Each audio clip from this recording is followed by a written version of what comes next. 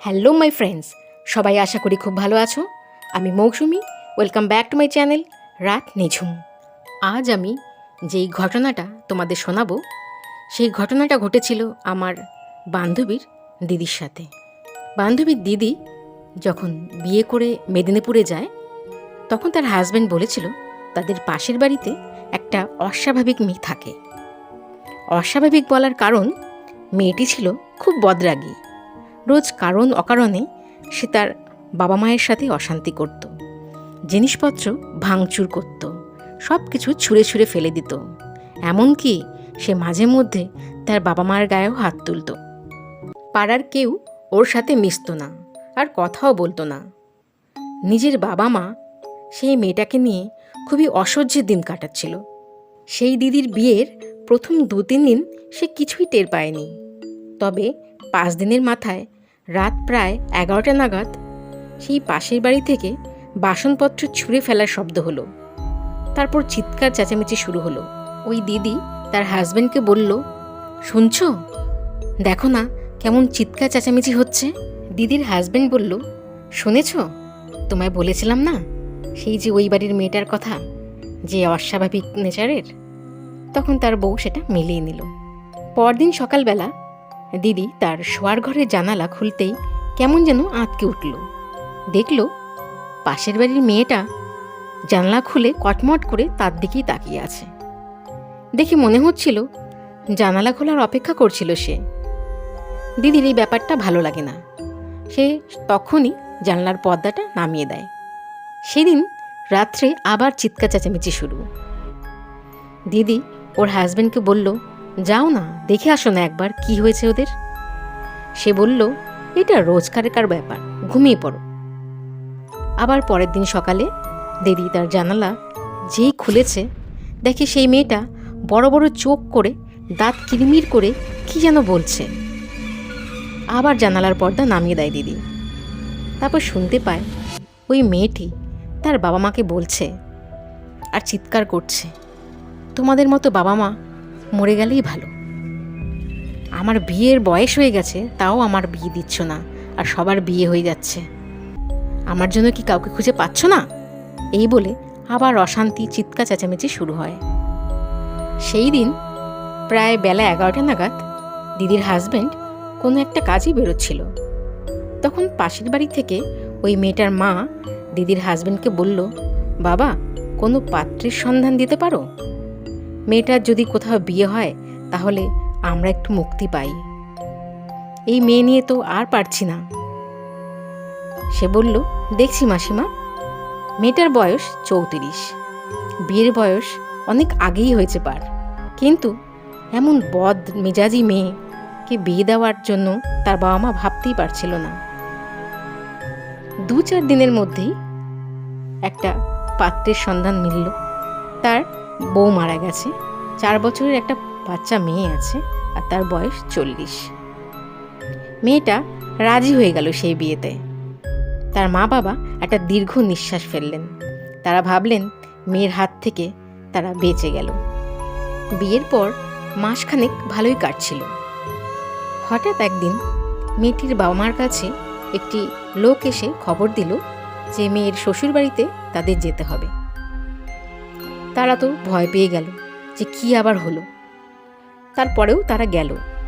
গিয়ে যা শোনার পরে তাদের লজ্জায়, ঘৃণায়, অপমানে কি করবে বুঝে উঠতে পারছিল না।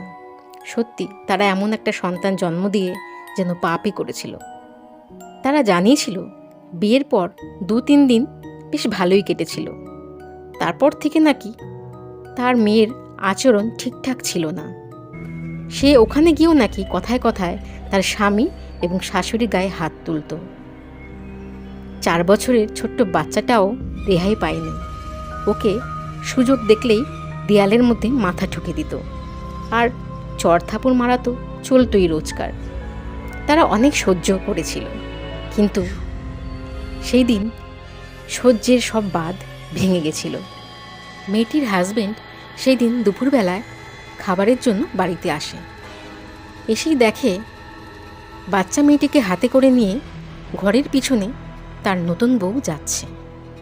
দেখে তার কেমন যেন সন্দেহ হয়। সেও তার পিছু পিছু যায়। কি দেখে, তাদের বাড়ির পিছনে অনেক পুরনো দিনের একটা কুয়ো ছিল। তার সৎ মা সেই ছোট্ট বাচ্চাটাকে সেখানে ফেলে দেওয়ার চেষ্টা করছে। সে যদি একটু দেরি করত, বাচ্চাটাকে ফেলেই দিত। সে সঙ্গে সঙ্গে গিয়ে তার হাতটা ধরে কষিয়ে মারে এক চড়। তারপর বাচ্চাটাকে নিয়ে এসে তাদের বাড়িতে খবর দেয়। তাই তারা সিদ্ধান্ত নেয় এই মেয়ের সাথে ঘর করা যাবে না, একে কোনো পাগলা গারদে যেন দেওয়া হয়, আর ভবিষ্যতে এই বাড়িতে সে যেন না আসে। আসলে পুলিশকে জানাবে সব ঘটনা। মেয়েটির বাবা মা তার মেয়েকে নিয়ে চলে আসে। বাড়িতে এসে এই মেয়েটা প্রায় 1 সপ্তাহ কোনো ঝামেলা করে না, চুপচাপ থাকে। ওর বাবা মা মনে করে মেয়েটা হয়তো কষ্ট পেয়ে একদম শান্ত হয়ে গেছে। মেয়েটা শ্বশুরবাড়ি থেকে চলে এসেছে, এই ঘটনাটা প্রায় সারা পাড়া জেনে গিয়েছিল। ওই দিদি একদিন তার হাজব্যান্ডকে বলল, পাশের বাড়ির মেয়েটা মনে এখন খুব ভালো হয়ে গেছে বলো। তার হাজব্যান্ড বলল, জানি না কি হয়েছে। ঠিক তার 2 দিন বাদে রাত প্রায় 11টা হবে, হঠাৎ আবার ওই বাড়ি থেকে চিৎকার চেঁচামেচি হতে থাকলো। পাড়া 2-4 জন ওদের দরজার সামনে গিয়ে বলল, মাসিমা মাসিমা কি হয়েছে, চিৎকার করছো কেন? 2-3 মিনিট পর মেয়েটির মা বেরিয়ে আসে। বেরিয়ে এসে বলল, কিছু হয়নি বাবা, সবই আমাদের পোড়া কপাল, কপালে যা আছে তাই হবে, তোমরা চলে যাও। সেই রাত্রে ওই দিদি শুনতে পেয়েছিল কিছুক্ষণ বাদে বাদে পাশের বাড়ি থেকে চাপা কান্না ভেসে আসছিল। রাতটা এইভাবেই কেটে গেল। দিদির শোবার ঘরের জানালা আর পাশের বাড়ির শোবার ঘরের জানালা একদম বরাবর ছিল, আর প্রায় 2-3 ফুট দূরত্বে ছিল। তাই দিদি সবকিছু স্পষ্ট শুনতে পেত। সেই রাতের পর আবার 2 দিন ওই বাড়ি থেকে তেমন কোনো আওয়াজ পাওয়া যাচ্ছিল না। 3 দিনের দিন ওই বাড়ির চারপাশ ঘিরে প্রচণ্ড গন্ধ ছড়াতে থাকে। আশেপাশের লোকজন আর টিকতে পারছিল না। 2-4 জন লোক গিয়ে ওই বাড়ির দরজায় আওয়াজ করতেই একটা গোংরানো আওয়াজ খুব আস্তে আস্তে শোনা যাচ্ছিল। সবাই নাক মুখ ঢেকে দাঁড়িয়ে রয়েছে। কি হয়েছে কেউ ঠিক বুঝতে পারছিল না। কিছুক্ষণ বাদে পাড়ার লোকজন পুলিশকে খবর দেয়। পুলিশ এসে দরজা ভেঙে ঢুকে যা দেখে, সেই দৃশ্য দেখার পর তারাও কিছুক্ষণ হতভম্ব হয়ে দাঁড়িয়েছিলেন।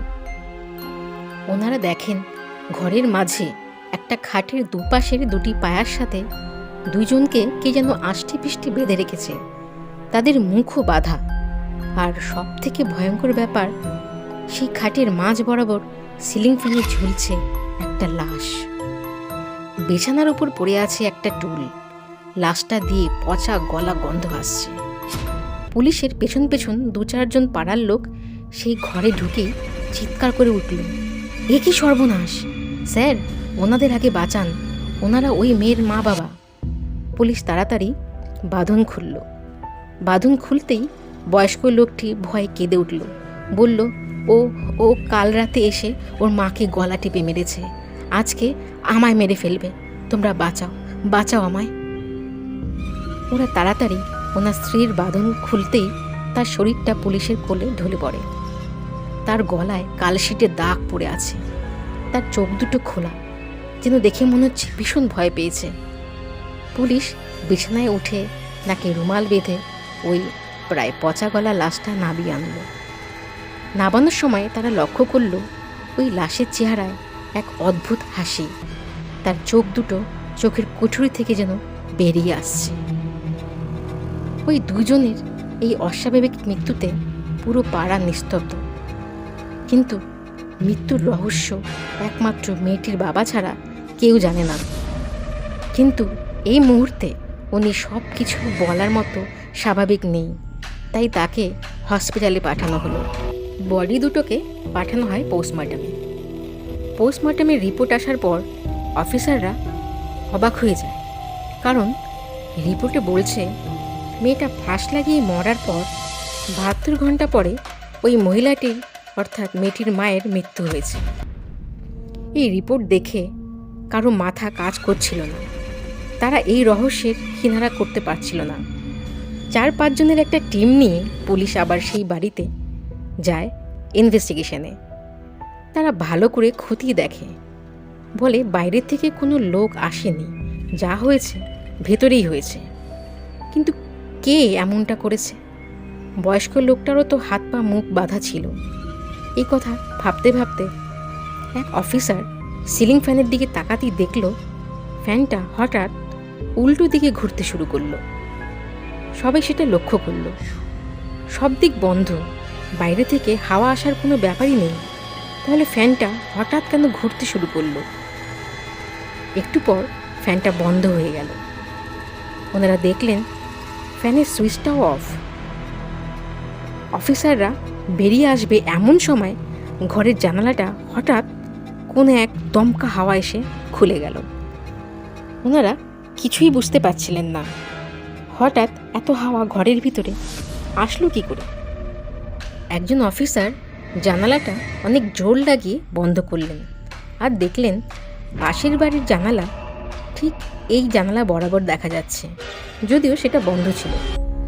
উনি জানালা বন্ধ করতেই সবার যেন শ্বাস নিতে খুব কষ্ট হচ্ছিল, দমবন্ধ হয়ে যাচ্ছিল সবার। তারা বললেন এই ঘরে বেশিক্ষণ থাকা ঠিক হবে না। এই বলে আবার তালা লাগিয়ে সবাই বাড়ির বাইরে আসতেই যেন সবার প্রাণ ফিরে পায়।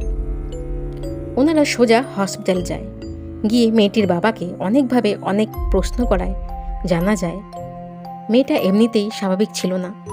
তার মধ্যে ছিল বদমেজাজি, কথায় কথায় বাবা মায়ের উপর হাত তুলত। এর জন্য ওর কোনো বন্ধু বান্ধবী ছিল না, ওর সঙ্গে কেউ মিশত না, আর সেই জন্য সে সবসময় রেগে থাকত আর কারো সাথে মিশত না। পাশের বাড়ি যেদিন থেকে নতুন বউ আসে সেই দিন থেকে ওর অত্যাচার বেড়ে যায় অনেক।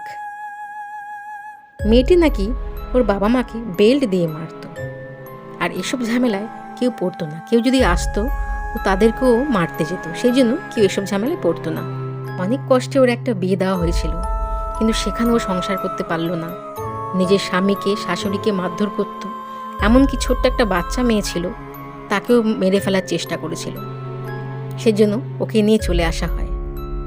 ভাবলাম মেয়েটা হয়তো ভালো হয়ে গেছে, কারণ কদিন খুব চুপচাপ ছিল। 5-6 দিন সব ঠিকঠাক ছিল। ভাবলাম মেয়ে মনে হয় শান্ত হয়ে গেছে, কিন্তু না, কি ভয়ানক রাত অপেক্ষা করছিল আমাদের জন্য। ও আমায় আর আমার স্ত্রীকে প্রথমে অনেক মারধর করে, তারপর আমাদের মুখ হাত পা বেঁধে খাটের পায়ের সাথে বেঁধে রাখে। তারপর একটা টুল নিয়ে বিছানায় ওঠে, দেখি সিলিং ফ্যানের সাথে দড়ি বাঁধছে। আমরা চিৎকার করবার চেষ্টা করি, কিন্তু মুখ বাঁধা আমাদের। দেখতে দেখতে ও আমাদের সামনে গলায় ফাঁস লাগিয়ে ঝুলে পড়ে। আমাদের কিছু করার ছিল না। আমরা অনেক চেষ্টা করি হাতের দড়ি খোলার, কিন্তু পারি না। আমাদের চোখ দিয়ে জল পড়তে থাকে। অনেক চেষ্টা করেও হাত পার বাঁধন খুলতে পারিনি। এইভাবে 1 দিন 2 দিন 3 দিন কেটে যায়।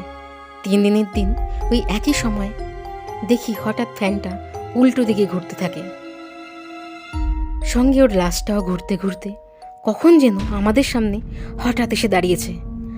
আমরা ভয়ে শুধু কাঁপছি। দেখছি এ তো আমাদের সেই মেয়ে নয়, এ তো আরও এক ভয়ঙ্কর রূপ। চোখ দুটো লাল, যেন চোখের কোটর থেকে বেরিয়ে আসছে। গাল থেকে মাংস খুলে পড়ছে। দেখে বমি পাচ্ছিল আর ভয়ও লাগছিল। হঠাৎ দেখি ওর মায়ের গলা টিপে ধরেছে। ওর মা ছটফট করছে। আমি কিছুই করতে পারছি না। আমি জ্ঞান হারিয়ে ফেলি। জ্ঞান যখন ফেরে তখন সকাল হয়ে গেছে। দেখি আমার স্ত্রীর মাথাটা নুয়ে পড়ে আছে, আর উপরে সেই লাশ আবার ঝুলছে। বুঝলাম ও মরে গিয়েও আমাদের শান্তি দেবে না। নিজের মাকে মেরে ফেললো, এরপর আমার পালা। তার কিছু সময় পর অনেক লোকের আওয়াজ পাই বাড়ির সামনে। তার কিছু পর পুলিশ এসে আমায় উদ্ধার করে, কিন্তু আমার স্ত্রীর আর শেষ রক্ষা হলো না। এই বলে সে কাঁদতে থাকে আর বলে ওই বাড়িতে ওর আত্মার বাস, ও এখন ওই বাড়িতেই আছে। আমি আর ওই বাড়ি যাব না। আমার ভাইয়ের বাড়ি হাওড়ায়, আমি সেখানেই চলে যাব। উনি শেষে আর একটা কথা বলেন, বলেছিলেন যে আমাদের পাশের বাড়িতে যে নতুন বউ এসেছে, ওই বাড়িতে আসার পর থেকে আমার মেয়ে খুব হিংসা করত তাকে। ওকে দেখার পর থেকে বিয়ে করার জেদ করে, আর রোজ ওই শোবার ঘরের জানলা দিয়ে ওই নতুন বউকে উঁকি মেরে দেখত। অফিসারদের মধ্যে সবাই এই বিষয়ে বিশ্বাস না করলেও তাদের মধ্যে দু একজন খুব ভালোভাবেই এসব বিশ্বাস করতেন। তারা তখন বললেন, যখন আমরা ইনভেস্টিগেট করছিলাম তখন বন্ধ ঘরে হঠাৎ উল্টো পাখা ঘুরতে থাকে, আর হঠাৎ দমকা হাওয়া এসে জানলা খুলে যায়। এই সব কিছুর মধ্য দিয়ে সে তার অস্তিত্ব বোঝাতে চাইছিল মনে হয়। এই বিষয়ে কেউ আর কোনো কথা বলল না, কারণ সেই সময় তাদের যে দমবন্ধ হয়ে এসেছিল সে কথা তো তারা কেউ অবিশ্বাস করতে পারে না। তাই কেস বন্ধ করে দিলেন। তারা বুঝে গেলেন এই ঘটনার সাথে কোনো অশরীরীর আত্মা জড়িত। ঘটনাটা কিন্তু এখানেই শেষ নয় বন্ধুরা। কেসটা বন্ধ হওয়ার প্রায় 2 মাস কেটে গেছে। ওই বাড়ি নিয়ে আর তেমন কোনো সমস্যা হয় না। ওই দিদি তখন প্রেগনেন্ট। সে তার বাপের বাড়ি কয়েকদিনের জন্য বেড়াতে গিয়েছিল। সেই সময় বর্ষাকাল ছিল। কোনো এক বিকেলে এক বাদামওয়ালা বাদাম বিক্রি করছিল তার সাইকেল চালিয়ে। হঠাৎ করে ঝমঝম করে বৃষ্টি শুরু হয়ে যায়। লোকটি সাইকেল নিয়ে সোজা সেই বাড়ির ছাউনির তলায় গিয়ে দাঁড়ায় আর গামছা দিয়ে গা হাত পা মুছতে থাকে। সে বৃষ্টি থামার অপেক্ষা করতে থাকে। তো হঠাৎ কেন যেন তার গা ছমছম করতে থাকে, শরীরটা ভারী হয়ে যাচ্ছে। তখনও দিনের আলো হালকা আভাস আছে, অন্ধকার হয়নি। তবু তার কেন যেন একটু ভয় ভয় লাগছে। সে ভাবে যদি বৃষ্টি একটু কমে তাহলে সে চলে যাবে, কারণ এমন বৃষ্টিতে ছাতা মানবে না। এসব ভাবতে ভাবতে তার চোখের পাতা ভারী হয়ে আসে। সে জোর করে চোখ খোলা রাখে। তারপর মনে হয় তার ঘাড়ের কাছে কেউ যেন হাত বোলাচ্ছে। সে পেছনের দিকে দেখে কাউকে দেখতে পায় না। সে ভাবল মনের ভুল হবে, বৃষ্টিটা প্রায় ধরে এসেছে। এমন সময় হঠাৎ সে শুনতে পেল তার কানের কাছে কি যেন জোরে জোরে নিঃশ্বাস নিচ্ছে। সে ভয় পেয়ে আবার পেছন ঘুরে যাবে। এমন সময় তার গলাটা কি যেন পেছন থেকে 2 হাতে চেপে ধরে। সে অনেক ছটফট করে, ভয়ে তার গলা দিয়ে আওয়াজ বের হয় না। তারপর একটু ঘাড় ঘুরিয়ে দেখে একটা পচা গলা কদাকার চেহারা, বিশ্রী চেহারা, কেউ তার গলা টিপে ধরেছে। সেই বাদাম বিক্রেতা তার শরীরে যত জোর আছে সব বল প্রয়োগ করে হাত দুটো কোনো মতে ছাড়ায়। তাই সাইকেলটা যেই নিতে যাবে তখন পিঠে খুব জোরে একটা আঁচড় অনুভূতি হয়। সে ভয়ে যন্ত্রণায় সাইকেল নিয়ে রাস্তায় এসে ধপাস করে পড়ে যায়। সেই সময় রাস্তা দিয়ে 2 জন লোক যাচ্ছিল। তারা লোকটিকে রাস্তা থেকে তোলে। লোকটা ভয়ে যেন কুকড়িয়ে গেছে। লোকটা জামাটার পেছন দিকে ছেঁড়া। সে কোনো কথা বলতে পারছে না, তার কথাগুলো সব জড়িয়ে যাচ্ছে। তাকে এমন অবস্থায় দেখে 2 জন কাছের একটা স্বাস্থ্যকেন্দ্রে নিয়ে যায়। রাস্তার আলোতে তারা তেমন কিছু বুঝতে পারছিল না। তবে স্বাস্থ্যকেন্দ্রে লোকটিকে নিয়ে এসে দেখে লোকটার গলার কাছে কালো হয়ে দাগ হয়ে গেছে, তাতে আঙুলের দাগ স্পষ্ট। তারপর লোকটা ছেঁড়া জামাটা খুলতেই দেখল তার পিঠে বড় বড় করে নখের আঁচড়, আর তার থেকে রক্ত ঝরে ঝরে পড়ছে। ডাক্তার যখন জানতে চাইলেন কি হয়েছে, তখন সেসব বলল। সব শুনে ওই পাড়ার লোক 2 জন বলল, কি করেছেন কি মশাই? ওই বাড়ির তো একটা বদনাম রয়েছে। আমরা তো ওই বাড়ির পাশ দিয়েও যাই না, আর আপনি ওই ঘরের ছাউনিতে ছিলেন। জানেন কি হয়েছে ওই বাড়িতে? এই বলে ডাক্তার আর ওই বাদামওয়ালাকে সেই বাড়ির ঘটনা শোনায় তারা। সব কিছু শুনে ওনাদের গা শিউরে ওঠে। বাদাম বিক্রেতা বলে, আমার একজন গুরুদেবকে জানা আছে, উনি এসে এখানে মন্ত্রপুত জল তাবিজ কবজ দিয়ে বেঁধে দিলে আমার সাথে যা হয়েছে সেরম আর কারো সাথে হবে না। তার কথায় পাড়ার 2 জন রাজি হয়ে গেল। কথা মতো সেই ব্যবস্থাই করা হলো। ওই বাড়ির সদর দরজায় মন্ত্রপুত জল দিয়ে তাবিজ কবজ দিয়ে বেঁধে দেওয়া হলো। 3-4 মাস এভাবেই চলল। পাড়ার লোকেরা আর ওই বাড়ি নিয়ে ভয় পেত না, কারো কোনো সমস্যাও হয়নি। দেখতে দেখতে পাশের বাড়ির সেই বউয়ের প্রায় ভরা মাস চলছে। ডাক্তার বলেছেন আর 10-12 দিনের মধ্যেই ডেলিভারি হবে।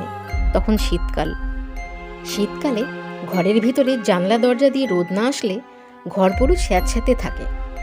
তাই ওনার হাজবেন্ড সকালে বাজার করতে যাওয়ার সময় তার বউকে বলে যায়, শোনো, সব জানলাগুলো খুলে দিও, ভালো করে রোদটা আসুক, তাতে তোমার জন্য ভালো হবে আর যে আসছে তার জন্যও ভালো হবে।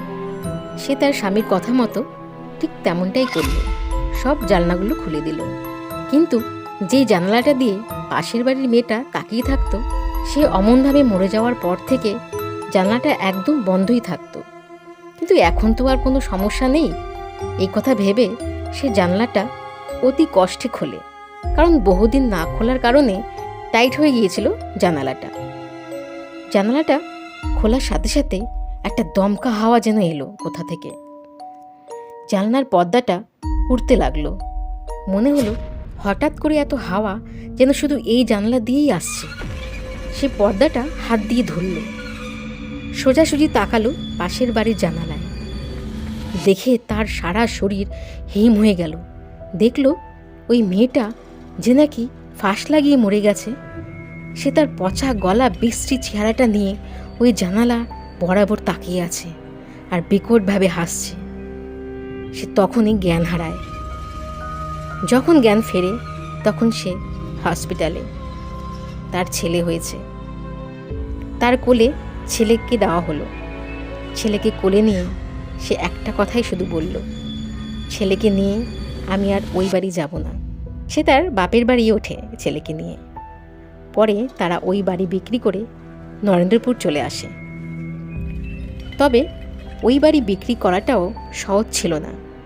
পরে শোনা যায় সেই জানালা জুড়ে বড় একটা বজরংবলীর ফ্রেমে বাঁধানো ছবি সিমেন্ট দিয়ে পার্মানেন্টলি আটকে দেওয়া হয়েছিল। আর তার অপোজিটের জানলা, মানে যেখান দিয়ে ওই প্রেত উকি মারত, সেই জানালাটা বন্ধ করে তাতে এক গণিনের দ্বারা মন্ত্রপুত পেরেক গেঁথে দেওয়া হয়েছিল। শোনা যায় ওই বাড়ি যতই মন্ত্র দ্বারা বাধা হোক না কেন, সেই বাড়ির সামনে দিয়ে আজও লোক যেতে ভয় পায়।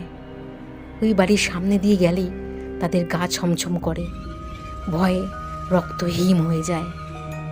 তো এই ছিল আজকের গা হিম করা একটি ঘটনাটা যদি ভালো লেগে থাকে অবশ্যই একটা লাইক করে দিও, শেয়ার করে দিও। আর আমার চ্যানেলে যদি নতুন বন্ধু হয়ে থাকো তাহলে অবশ্যই একটা সাবস্ক্রাইব করে দিও। সবাই খুব ভালো থাকবে। ধন্যবাদ।